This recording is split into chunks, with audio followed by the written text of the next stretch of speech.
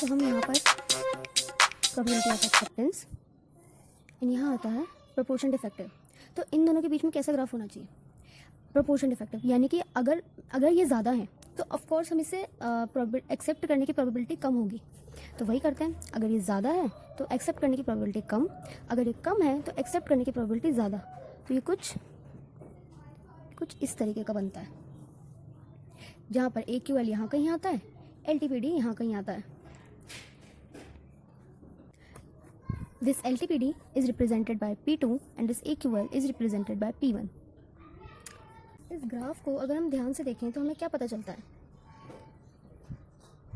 हमें इस ग्राफ से ये पता चलता है कि ये AQL है ना, ये हमारा AQL यहाँ पर। तो इससे जो कम प्रोपोर्शन डिफेक्टिव है उसे एक्सेप्ट होना चाहिए। हाँ, एक्सेप्ट हो रहा है, बट प्रोबेबिलिटी एक्सेप्टेंस की डिक्रीज़ हो रही है।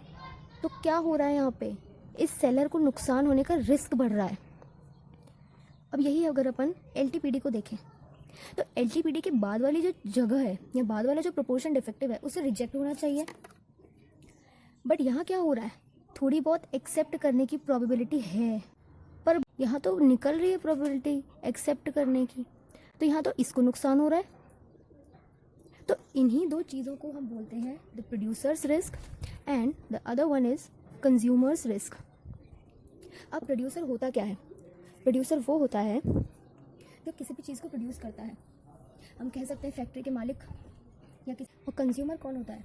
कंज्यूमर रिटेल वाला नहीं होता है कि रिटेल मार्केट वाला जो बंदा है वो कंज्यूमर होगा। कंज्यूमर हम हैं, हम किसी चीज़ को यूज़ कर रहे हैं बट हम आगे बेच नहीं रहे हैं, हम उसे सिर्फ यूज़ कर रहे हैं। जो उसका असली काम है, जैसे पेन हमने खरीदा है तो पेन से हम लिख रहे हैं, इस पेन को जाके मैं कहीं बेच नहीं रही हूँ, तो मैं कंज्यूमर हूँ। और जहाँ से ये पेन आया है, जिसने ये पेन प्रोड्यूस किया है, जिसने इसके रॉ मटेरियल्स वगैरह इकट्ठा करके ढंग से इसको पूरा मैन्युफैक्चर किया है, तो वो कौन था? वो था प्रोड्यूसर। तो ये तो था प्रोड्यूसर एंड कंज्यूमर रिस्क का थियोरेटिकल कंसेप्ट। अब लिखने में भी क्या है? वही लिखना है, इसलिए है क्या? प्रोड्यूसर्स रिस्क एक प्रोबेबिलिटी है, ये कुछ और नहीं है, ना फ्रैक्शन डिफेक्टिव है, ना कोई लेवल है, ना ये एक प्रोबेबिलिटी है। तो it will be represented by PP, producers risk, and consumer risk will be represented by PC, Windows वाला PC नहीं, PC। इसको कैसे लिखेंगे? प्रोड्यूसर रिस्क यानी कि वो प्रोबेबिलिटी एक्सेप्ट करना इस PP क्या होता है कि वो लॉट रिजेक्ट करना जो कि अच्छा था, और PC क्या होता है? वो लॉट एक्सेप्ट करना जो कि बुरा है। तो वो लॉट एक्सेप्ट करना नहीं, वो लॉट रिजेक्ट करना जो कि अच्छा है। तो अपन इसको क्या लिखेंगे? Probability of rejection, rejecting a lot of quality P1। हमने AQL को P1 से रिप्रेजेंट किया था। और PC क्या होगा? Probability of accepting a lot of quality P2। PP को हम अल्फा लिख सकते हैं और PC को हम बीटा लिखते हैं, क्योंकि जब हमने स्टैटिस्टिकल इन्फेरेंस पढ़ते हैं तो वहाँ पर type 1 error and type 2 error आता है, टाइप 2 एरर। तो ये this is equivalent to this and this is equivalent to this. तो ये दोनों लगभग इक्विवेलेंस हैं, इस वजह से इनके सेम नाम है और इस वजह से इसको अल्फा से रिप्रेजेंट कर सकते हैं, और इसमें भी यहाँ पर इसको प्रोड्यूसर रिस्क भी कहते हैं, तो ये सेम है। अब probability of rejecting a lot of quality P1। अब हम थोड़ा सा PP पे डिस्कशन करते हैं। PP क्या है? Probability of rejecting a lot of quality P1। या फिर हम इसको ऐसे लिख सकते हैं, 1 minus probability of accepting a lot of quality P1। सही है। और इसको क्या लिख सकते हैं? प्रोबेबिलिटी ऑफ एक्सेप्टेंस है या नॉर्मली। वहाँ पर प्रोबेबिलिटी ऑफ एक्सेप्टेंस किसकी हुआ करती थी? जब हमने प्रोबेबिलिटी ऑफ एक्सेप्टेंस डिफाइन करी थी तो वो था फॉर P प्रोपोर्शन डिफेक्टिव। यहाँ पर P प्रोपोर्शन डिफेक्टिव नहीं है, यहाँ पर P प्रोपोर्शन डिफेक्टिव AQL के बराबर है, इसलिए P इक्वल्स टू AQL। या फिर हम लिख सकते हैं इसको 1 minus probability of acceptance of P1। और कंज्यूमर रिस्क क्या होती है? Consumer risk is PC, probability of accepting a lot of quality P2। इसको सिंपली हम लिखेंगे probability of acceptance of lot of quality P2।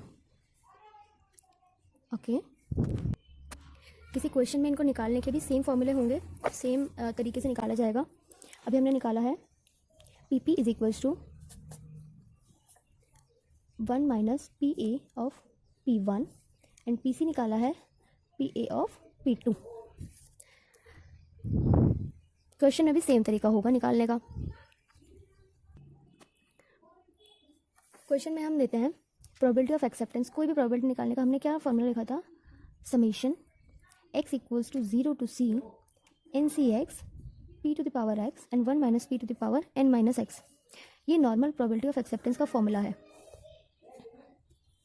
अगर हमको प्रोड्यूसर्स रिस्क निकालना है तो हम कैसे निकालेंगे, यहाँ पर p किससे रिप्लेस हुआ, p1 से, यहाँ पे क्या आएगा 1 minus as it is and pa of p1। तो summation x equals to 0 to c n c x, p क्या है p1 power x 1 minus p1 to the power n minus x।